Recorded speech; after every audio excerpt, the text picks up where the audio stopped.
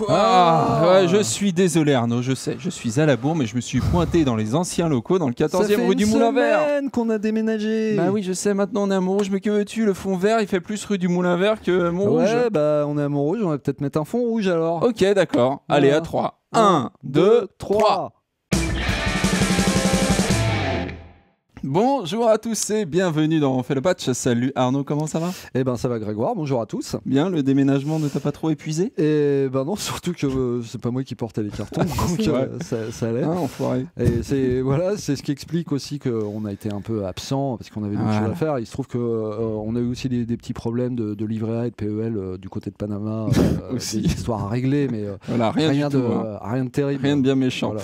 Donc nous revenons avec une nouvelle émission concernant un logiciel qui n'est pas très nouveau, que nous avons déjà testé à maintes reprises, c'est-à-dire 2 reprises. Ouais, voilà, vous allez dire qu'il y a du favoritisme. On va revenir sur la dernière version de Traction 7. Alors pourquoi on revient dessus? C'est pas tant justement par favoritisme, parce que c'est ni ton séquenceur fétiche ni le mien, mais c'est un séquenceur qui souvent, enfin une Stan, qui souvent a eu beaucoup d'influence sur les autres. C'est une sorte de petit laboratoire ergonomique. Tout à fait. C'est vrai qu'il a une ergonomie bien à part, bien à lui. Et leur développeur, en plus quelqu'un d'hyper important, c'est lui qui fait l'environnement de développement Juice, qui est utilisé par énormément de créateurs de plugins pour assurer les portages. C'est le grand concurrent de la technologie de Blue Cat Audio. Traction, c'est toujours l'occasion de voir de nouvelles idées qui parfois vont débouler dans d'autres séquenceurs. Les racks virtuels, la première fois qu'on les a vus, c'était dans Traction. L'édition inline, c'est-à-dire le fait d'avoir comme ça dans la fenêtre d'arrangement le piano roll qui se déplie, la première fois qu'on l'a vu, c'était dans Traction.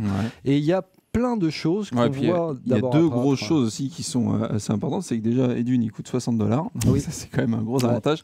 Et il est multiplateforme, mais de la vraie multiplateforme, c'est aussi sur Linux. Voilà, les pingouins aussi peuvent faire de la MAO. Et exactement. Ça, c'est chouette. C'est un gros avantage sur la concurrence. Alors évidemment, c'est un soft qui coûte pas cher, il est nu. Et donc, il y a des nouvelles versions à peu près tous les ans. Il n'y a pas énormément de nouveautés, pas autant qu'on peut en attendre, je sais pas, d'un Cubase ou d'un Logic où les mises à jour s'étalent beaucoup plus et puis sont beaucoup plus chères. Bon, le prix de la mise à jour est aussi assez... $30 la mise à jour. $30, c'est pas fou. En sachant que c'est $60 la version complète. C'est quand même la moitié du prix du logiciel. Mais voilà, donc ce que je vous propose, c'est qu'on... commence, écoute. On commence. Allons-y gaiement. Voilà. Donc, nous avons ouvert une session qui était livrée, qui peut être et qui téléchargeable. Est très très bien, très radio-édienne dans le délire. Est-ce qu'on peut faire écouter? Ça c'est la fin là. Ouais, alors attends, Non, mais t'es pas obligé de bouger le local. Allez. C'est beau. Et sans blague, c'est... Non, c'est très chouette.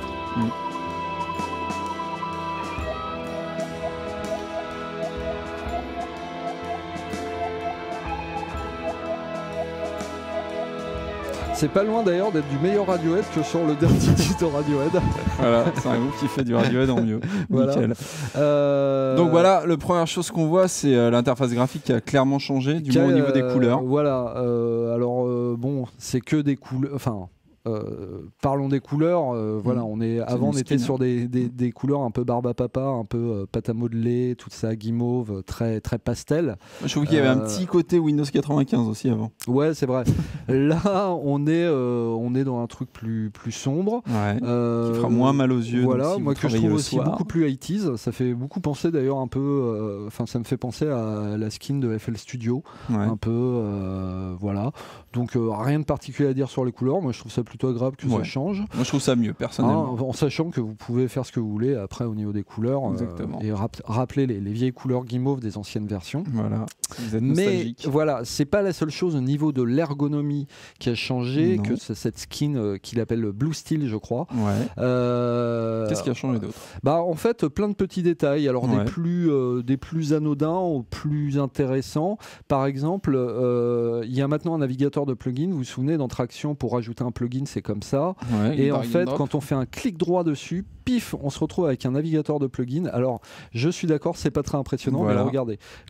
pour peu que vous ayez déjà ouvert les plugins, il crée des petits aperçus. Alors il faut les avoir ouverts au moins une fois. C'est pour ça que nous, on n'a pas non plus passé 3 jours à ouvrir tous les plugins qui étaient présents sur l'ordinateur. C'est pourquoi, juste pour la démo, il y en a quelques-uns qui sont ouverts. Donc vous voyez que du coup, vous avez avec le petit moteur de recherche qui va bien. Et il y a même ça, c'est assez sympa. C'est-à-dire qu'on peut définir la taille. Enfin bon. C'est vrai qu'on les reconnaît plus rapidement, les plugins à leur gueule. Du moins si vous avez des plugins avec une interface utilisateur assez particulière. C'est vrai que d'un coup d'œil. Alors ceci dit, c'est sympa. Maintenant, on a toujours quand même, on peut pas assigner de tag au plugin. Ça reste par rapport, par exemple, pour ceux qui connaissent le navigateur de plugin de Reaper, pardon. Ça reste beaucoup plus rudimentaire là ce qu'on nous propose. Mais c'est sympathique quand même. C'est sympathique. Plus intéressant parce que ça c'est vraiment un détail. Plus intéressant, en bas, vous aurez remarqué la barre de transport. Alors Traction, ça ressemble d'habitude plutôt à ça. Et on peut maintenant escamoter cette barre pour afficher que l'essentiel. Ça fait déjà beaucoup moins peur. Voilà, ça fait beaucoup moins peur. Surtout que là, on teste quand même, on a un bel écran de 27 pouces pour tester. Mais quand vous êtes sur un petit portable ou un truc comme ça, c'est juste un enfer. Et c'est très bien de pouvoir escamoter ou réduire des choses comme ça. Ça c'est pas mal. Donc voilà, c'est très bien foutu. Maintenant, vous voyez, c'est le défaut qu'on pourrait faire, c'est que oui, on peut escamoter, mais grosso modo, à part les couleurs qui changent, c'est toujours un peu le même bordel. Voilà, si je sélectionne, beaucoup de texte, beaucoup de texte, et puis c'est pas forcément très hiérarchisé. C'est un défaut qu'on a marqué à chaque version de Traction et qu'on continue de pointer. Ça serait bien d'avoir une vraie refonte ergonomique jusqu'au bout sur ce point. D'une manière générale, on va voir que c'est un peu le gros moins. C'est un peu ce qui nous a déçus dans cette version, c'est que Traction n'est pas un logiciel parfait. C'est vrai qu'à chaque nouvelle version, on disait ah ouais, mais bon, ils ont toujours pas corrigé le problème. Là, c'est toujours le cas. Ils ont toujours rien corrigé. Je vous montre d'ailleurs le panneau là qu'on vient de voir. En fait, quand je suis en mode réduit, il va s'afficher là. Et vous voyez, il s'affiche. Et comme c'est plus petit, c'est encore plus touffu. Bon voilà, après une fois qu'on s'est habitué, ça va. Mais vous voyez, ces colonnes de chiffres là, on se croirait dans un tableur Excel quoi. Enfin c'est bon, bref. Donc là, ça c'est concernant la barre de transport. Est-ce que tu veux attaquer le multi-browser? La multi-browser, oui. Donc le browser, c'est ce qu'on a à gauche. Voilà, le browser, c'est ce qu'on a à gauche. Alors, peut-être avant de vous montrer, parce que je vous ai parlé de réduire la barre, avant le multi-browser, je voulais vous montrer qu'on peut escamoter ce qui est à droite. Donc à droite, c'est toute la table de mixage en fait, qui est verticale. Carrément ce qui est en bas. Et puis on peut escamoter aussi le browser. Et qui peut être un multi-browser. Multi-browser. J'ai l'impression d'être canadien. Donc ça sert à quoi le browser en gros? Alors le browser, il va servir, vous voyez, à afficher la liste de vos pistes, à servir à chercher avec des tags dans vos samples, avoir le contenu de presse-papier, à parcourir vos marqueurs, là on n'en a pas des masses, des notifications en cas de rapport du logiciel, et puis un bête explorateur de fichiers. Donc ça sert à quoi d'avoir un multi-browser? Comment tu accèdes? Le multi-browser, vous voyez, il y a un petit plus là, et hop, je peux dédoubler mon browser, je peux le tripler, je peux en mettre autant que je veux en fait, voilà. Et puis je peux les fermer comme ça. Et ce qui est assez sympa, c'est que du coup ça va me permettre, notamment c'est très pratique pour ceux qui travaillent avec des boucles, c'est que je peux par exemple avoir dans un browser mon répertoire drums, dans un autre browser mon répertoire basse, et dans un troisième browser mon répertoire synth. Voilà, ça peut être très pratique. D'autant que, attention, j'espère ne pas faire l'effet de vas-y, essaye. Hop. On peut le mettre en haut, c'est ça normalement. Voilà, c'est bon, il a réussi. Et voyez, à la répète, ça n'a pas marché du premier coup, je peux vous le dire. Voilà, je peux en mettre. Voilà, t'en mets autant que tu veux. Voilà, c'est très pratique. Bon, il y a un petit côté Reaper, c'est ce qu'on disait. Il y a un petit côté Reaper, en moins bien. Enfin, c'est bien foutu, mais c'est pas aussi puissant. Que ce que permet Reaper. En tout cas, c'est fort bienvenu. Bon, moi, je le préfère à gauche. On peut le mettre à droite aussi. Alors, et c'est là. Et c'est là. C'est là. Vas-y, là, faut le relâcher. Voilà. C'est bon. Voilà. Ok, donc plutôt sympa. Surtout, comme tu dis, pour ceux qui travaillent avec des boucles. Ouais, tout à fait. Okay. Donc voilà, c'est bienvenu, mais voilà, les nouveautés en termes d'interface, elles sont elle se résume à ça. Voilà. Bon. Alors après, il faut savoir qu'il y a 2 grosses nouveautés, moi j'estime. Et la première, c'est le Clip Layer FX. Alors qu'est-ce que le regardez, Clip Layer FX juste, pardon, excuse-moi, je vous montre juste en fait comme il s'escamote tout seul et hop, je peux voilà, le rappeler comme ça. Comme le doc sur voilà, tout à fait. Okay. Alors oui, le Clip Layer FX, c'est un peu la grosse nouveauté. Alors attendez, on va se mettre sur le piano de fin là, c'est voilà, très bien. Voilà, hop, cool. On va se mettre là et puis on va agrandir voilà. Pour voir. Donc ça va se passer au niveau du clip, c'est ça? Voilà, alors vous voyez que maintenant sur les clips, on a un petite touche qui s'appelle FX et là on peut ajouter un effet. D'accord. Alors ajouter un effet, vous voyez, volume, donc ça peut être volume, c'est-à-dire des automations, des choses comme ça. Bon, on a les poignées là d'automation, vous voyez qu'elles sont déjà utilisées. Mais on peut aussi, c'est pas non plus franchement une nouveauté, rajouter une enveloppe de pitch shift. Et puis on peut d'ailleurs. Donc là on voit qu'il a calculé derrière. Je vais me remettre comme ça. Là, je suis en loop. Là, c'est bon. Là, hop. Voilà. Je vais bien vous casser les oreilles. C'est bien musical ce que tu as fait. Nickel. C'est magnifique. Bon, allez. Et. Donc, vas-y, essaye de rajouter un autre truc. Voilà. Et donc. Je peux rajouter tout à fait. Warp, c'est pour étirer l'audio. N'importe quel plugin. Je peux rajouter n'importe quel plugin. Par exemple, donc là, on va prendre un plugin traction qui a un chorus. Voilà. Et donc, puis, d'accord, ok. Donc il y a un ordre de haut en bas, on va dire. Voilà. Ça et puis je peux me dire à la fin que je vais inverser tout ça. Et puis que je vais normaliser tout ça. Alors je sais, je vous casse la tête, je vais faire stop. Et regardez, petit à petit, donc on a tous les layers comme ça qui s'affichent. Donc tu peux faire des automations sur voyez, à chaque fois s'affiche là à quoi correspond le layer. Voilà. Chorus, reverse, je peux faire des automations. Et ce qui est génial, c'est que je peux définir l'ordre, c'est-à-dire parce que là ils sont en série en fait. Voilà, là par exemple mon plugin est mis entre pitch shift et reverse. Je vais le mettre avant pitch shift. D'accord. Et hop, voilà, mon chorus est là, il recalcule tout et c'est quasi magnifique. Instantané. Et regardez. Superbe. C'est aussi moche qu'avant. Bon, là, je vous dis pas que ça. Un petit effet sympa. Je suis désolé. Dans un film d'horreur, ça peut le faire. Tout à fait. Et évidemment, on peut supprimer les choses. Et ce qui est intéressant, donc, c'est que je fais mes petites éditions comme ça, mais je suis pas obligé de les voir. Quand j'ai fini, je peux cacher tout ça et revenir à ma vue forme d'onde. Normal. Donc ça, moi je trouve ça assez bien foutu. C'est un truc qu'il y avait déjà dans Traction, c'est-à-dire ce côté un peu comme on a dans Samplitude, ce travail au niveau de l'objet. Et je trouve que ergonomiquement, ça c'est bien foutu. Même si bon, faire gaffe parce qu'à force d'empiler les layers, on finit par plus trop distinguer quoi et quoi. Exactement. Voilà. Est-ce que tu veux parler du linked clip avant de passer à la dernière grosse nouveauté? Mais tout à fait. Vous voyez, j'ai un petit chaînon là, une petite icône en forme de chaînon. Ça sert à quoi? Voilà, qui va me permettre de faire une copie liée. Voilà. Donc liée à quel niveau? Eh ben, en fait, ce qui est très bien, c'est que là, j'ai fait une copie liée, hop, et que tout ce que je vais faire sur l'un va se répercuter sur l'autre. Alors, c'est vrai au niveau là de l'enveloppe, mais c'est vrai au niveau des FX, où effectivement, si je fais des changements là, ça va se répercuter là. Donc, c'est très pratique, hein, surtout quand on est dans du prototypage rapide, où on construit des choses par boucle, notamment dans la musique électronique. Ça permet de bosser très rapidement.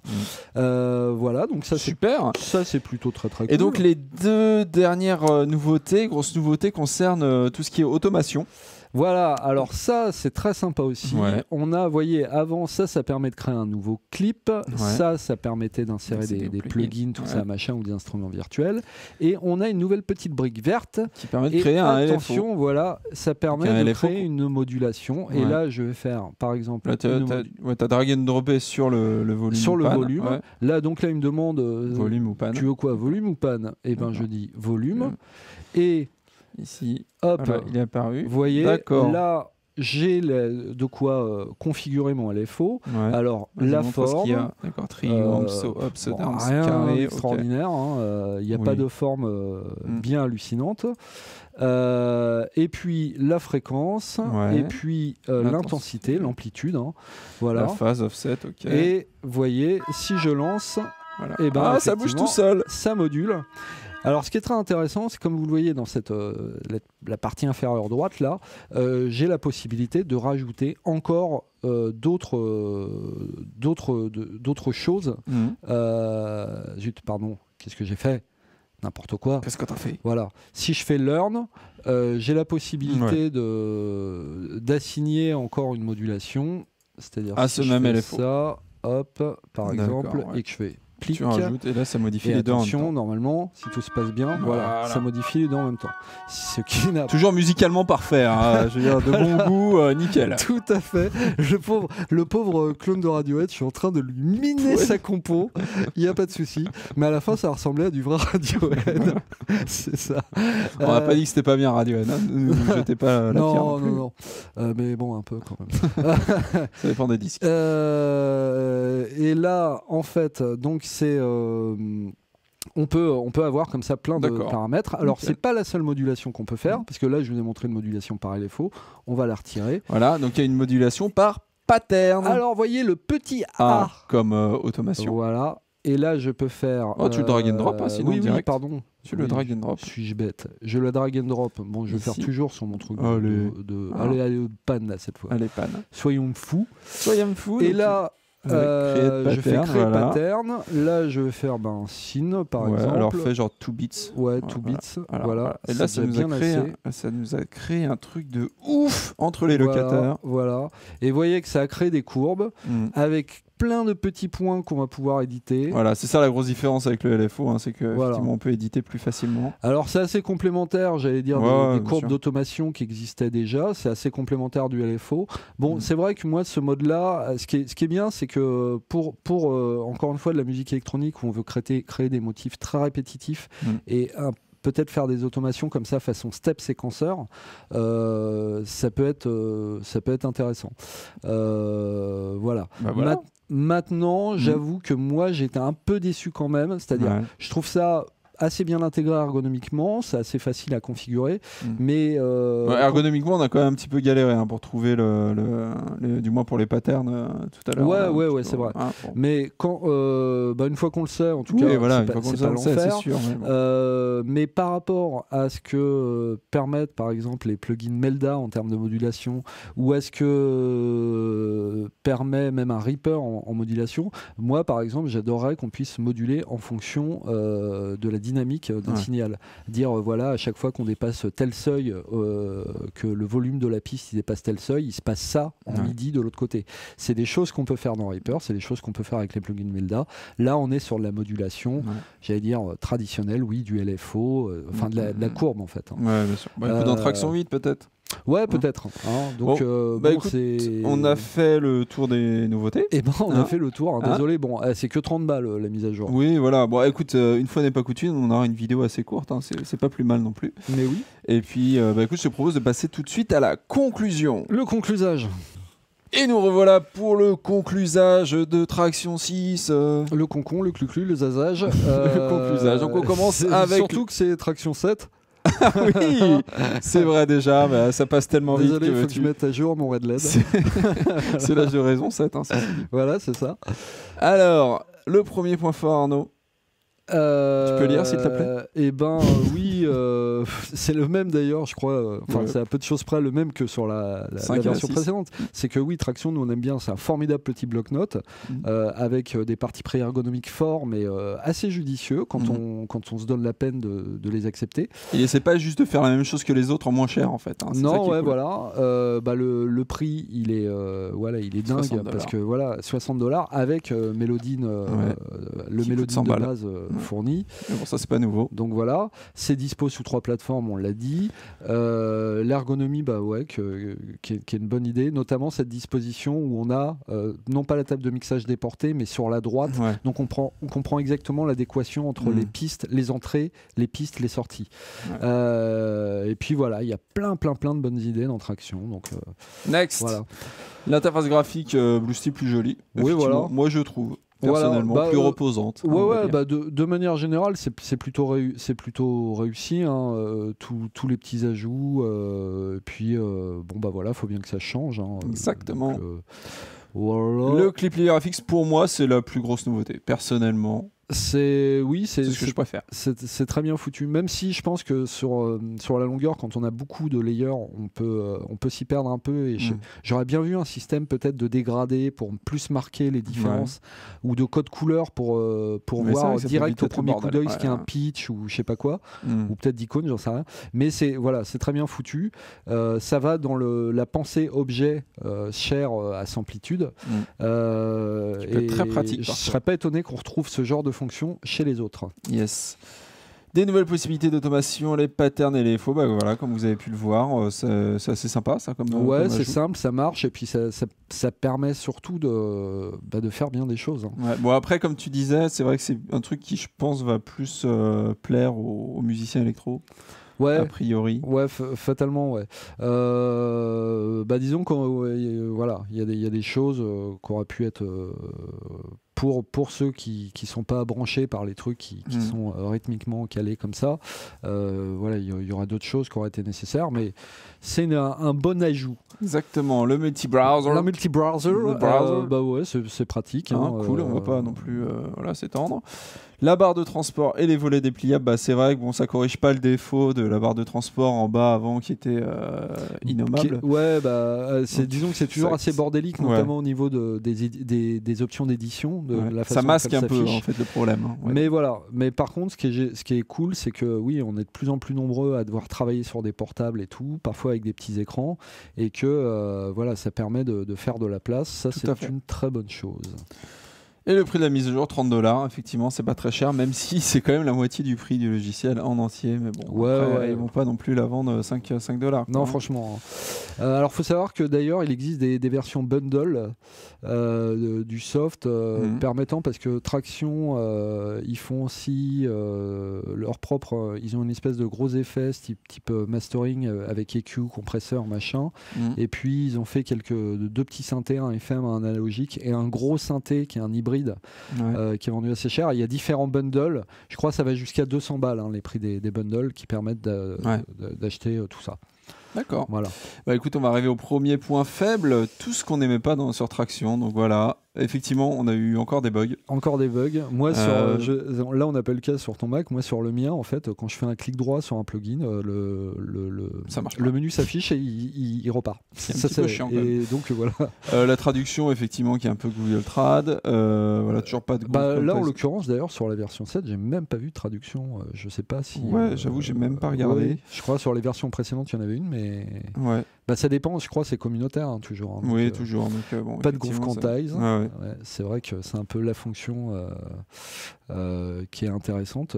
Alors on travaille le MIDI, l'audio, tout ça. Et puis le bundle aussi, effectivement, qui reste. Bon, après, c'est vrai que le bundle, malgré tout, c'est un logiciel à $60. En plus, il y a Melodyne, donc on peut compter dans le bundle. Donc c'est vrai, ça on est un petit peu méchant là-dessus.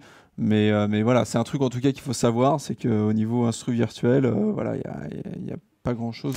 Ceci dit, un peu méchant là-dessus, je dirais, ce qui est marrant, c'est que Reaper, qui est à peu près au même prix, niveau bundle, c'est pas que les plugins soient jolis en termes d'interface, mais il y a quand même, du lourd dans les plugins de Reason, dans les plugins de base. Il y a notamment le truc là, c'est Jésus, non, je me souviens plus le nom de leur plateforme, je vois.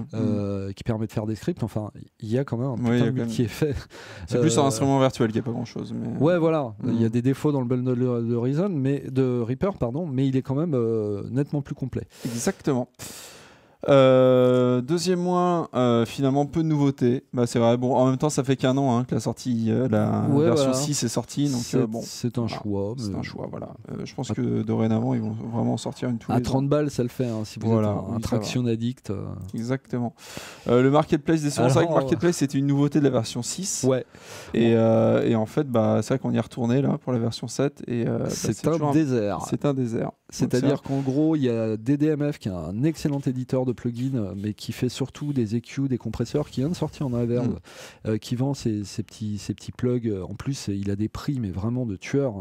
Il fait des choses autour de 20 balles, ce mec-là. Donc ça, c'est des excellents plugins, mais c'est le seul. Avant, il y avait quelques éditeurs qu'on trouvait sur la marketplace. Là, aujourd'hui, il n'y a plus que les plugins de traction et ceux de DDMF. Tous les autres se sont barrés. C'est con parce que nous, c'est un concept qu'on aime bien, le marketplace, parce que c'est vrai que quand on en vient à réinstaller sa configuration, et il faut installer tous les plugins un par un, c'est bien chiant.